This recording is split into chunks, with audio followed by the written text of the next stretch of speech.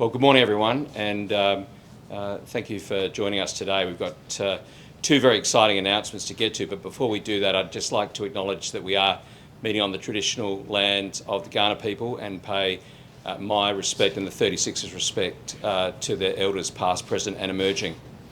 Well, two fantastic announcements today. Obviously, the one that you're all aware of is Isaac Humphries and the 3-year deal which Isaac has agreed to stay a 36er. We hope this will be for many, many years to come, even beyond the 3.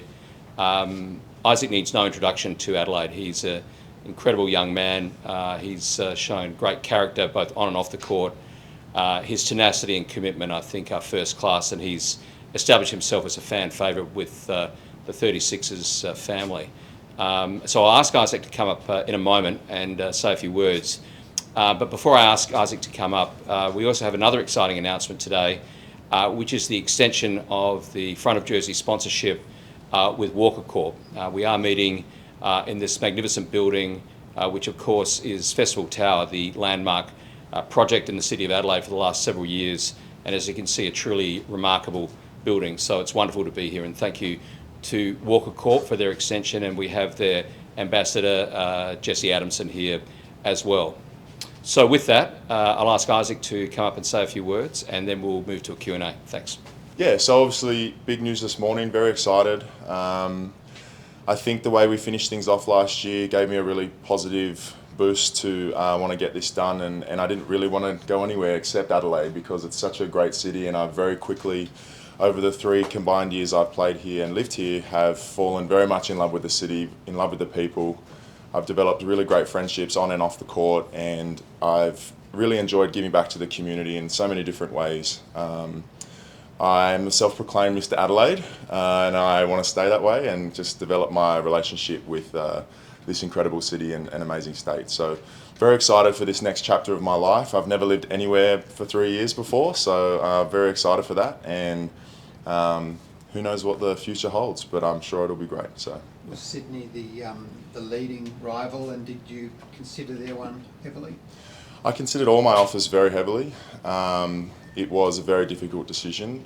Sydney was definitely on the cards. I don't think there's any secret there, but I'm from Sydney. I have a very strong family connection in Sydney. However, I'm not a 10-year-old boy anymore, and I live my own life, and I felt like my life was in a different place and in a different direction. And basketball-wise, I really loved what we're trying to create down here, and I think it just made more sense for me right now to be here.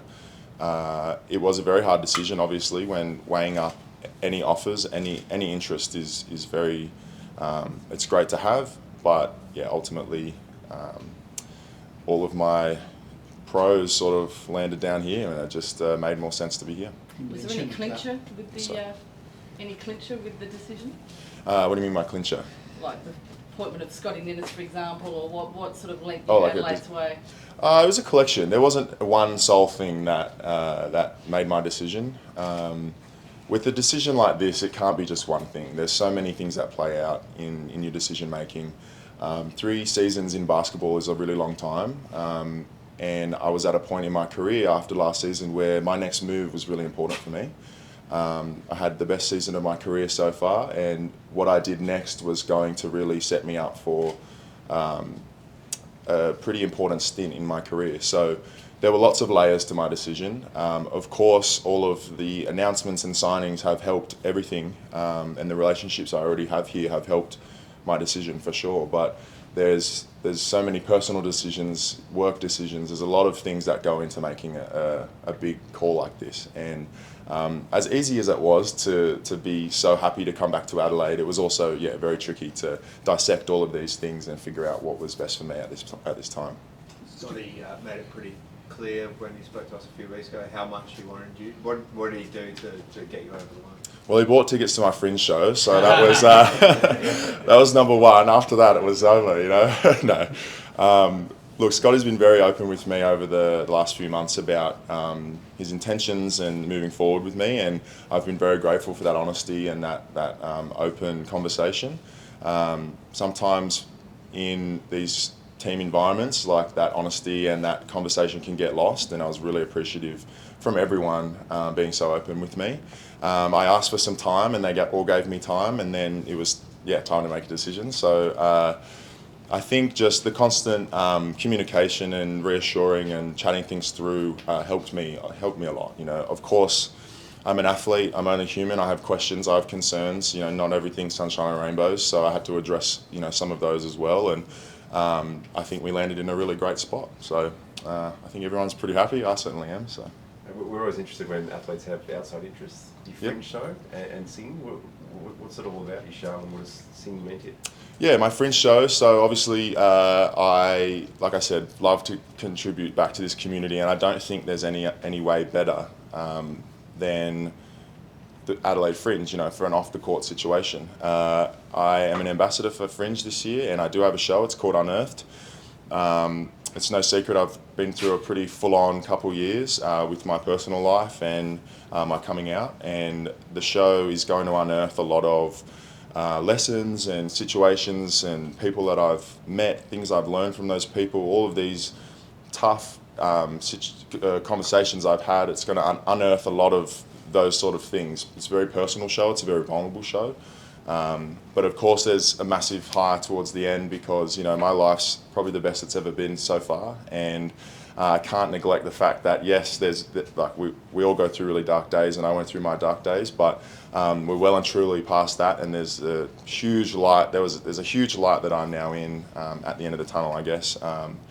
And I get to do things like Fringe and express that.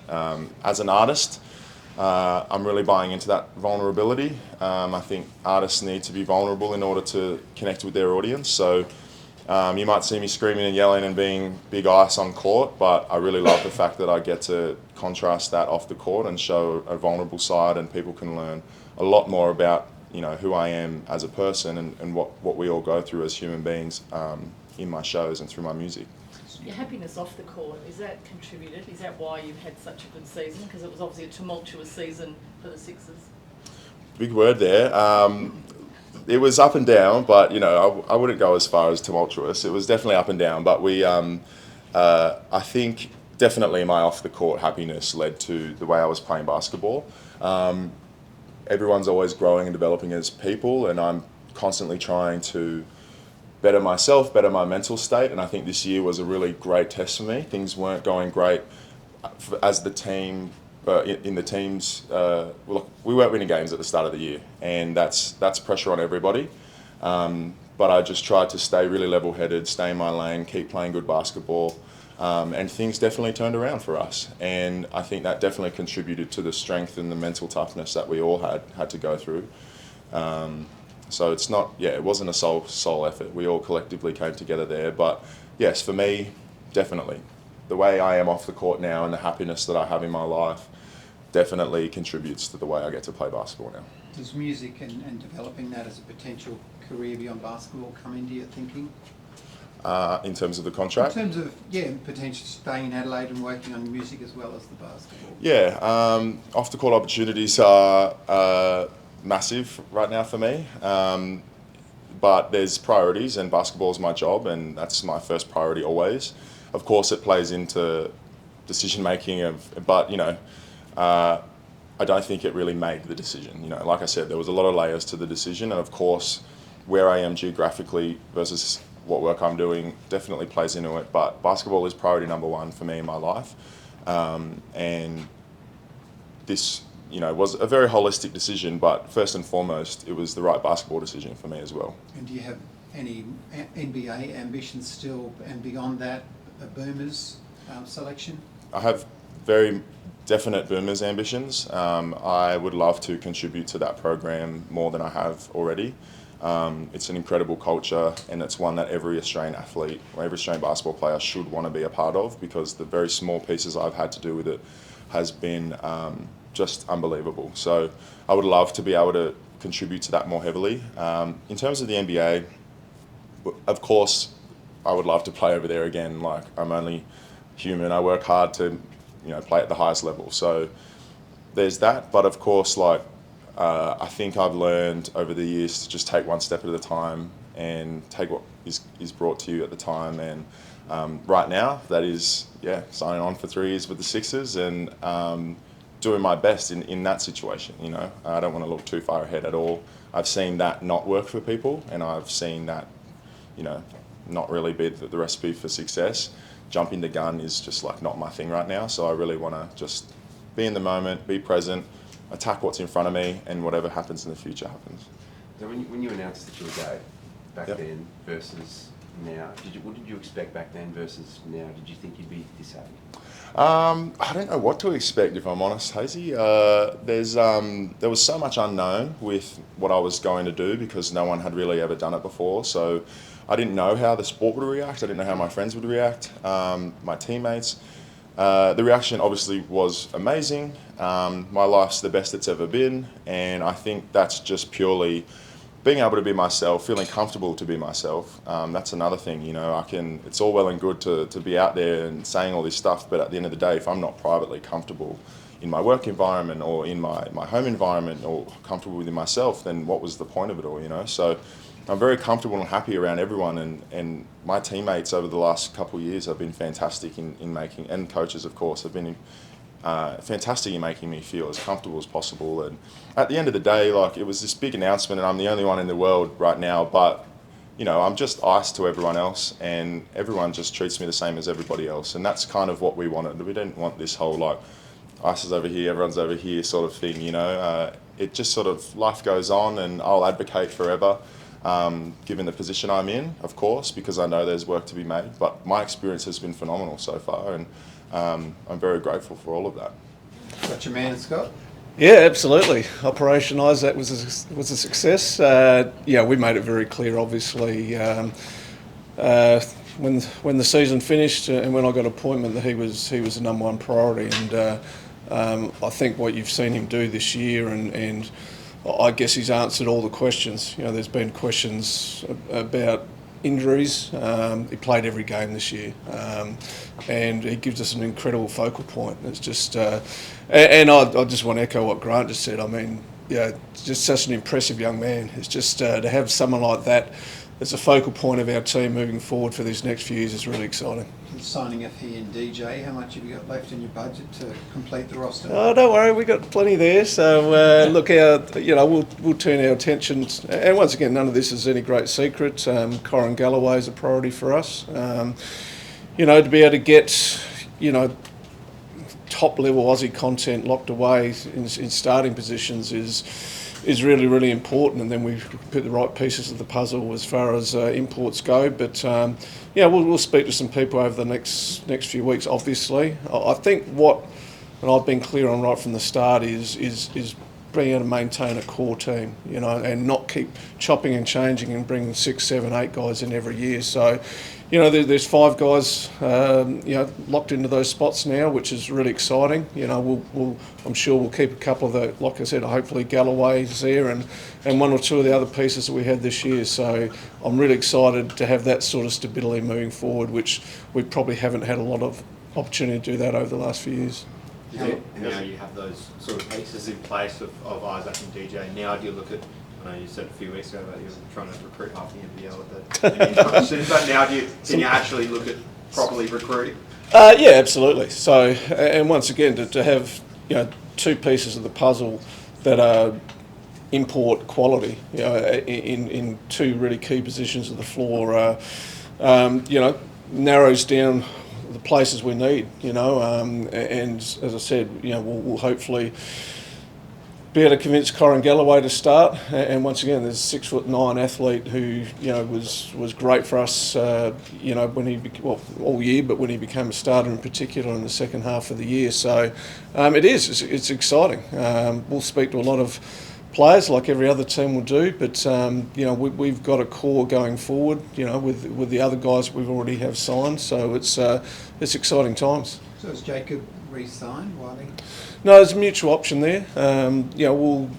he's playing overseas at the moment. We'll stay in contact as we will with Trey Kill and these guys. And I think, and it's no offence to them or the imports, but locking the Aussie pieces of the way right now is the priority. They all understand that, and then we'll get the other pieces in place from there. So have you confirmed any of the other Australian spots?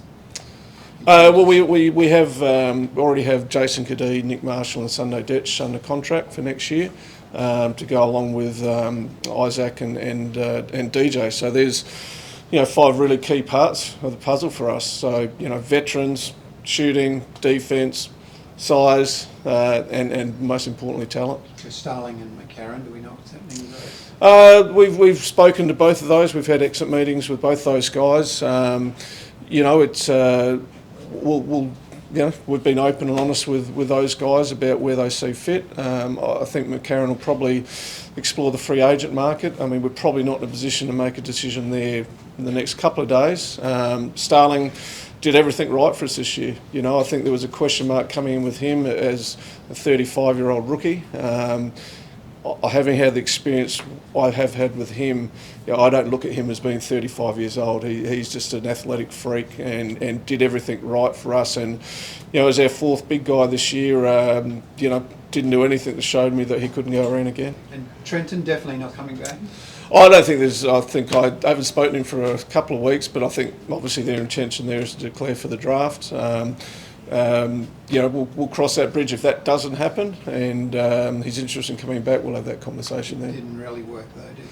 Yeah, well, there was ups and downs. There's no question with that, and the thing I'll say about Trenton is, he's a great kid, and you need to remember that's what he is. He's 18 years old, and with youth comes inconsistency, and he was up and down, and he started and then he didn't play, and we had a couple of snapshots where we saw what potentially he can do, but like 6'8" athletes like them, like he was a phenomenal athlete, as good as I've had to deal with. So, but there was ups and downs clearly, and at times, there are some distractions that go with that. So it was it was a good experiment.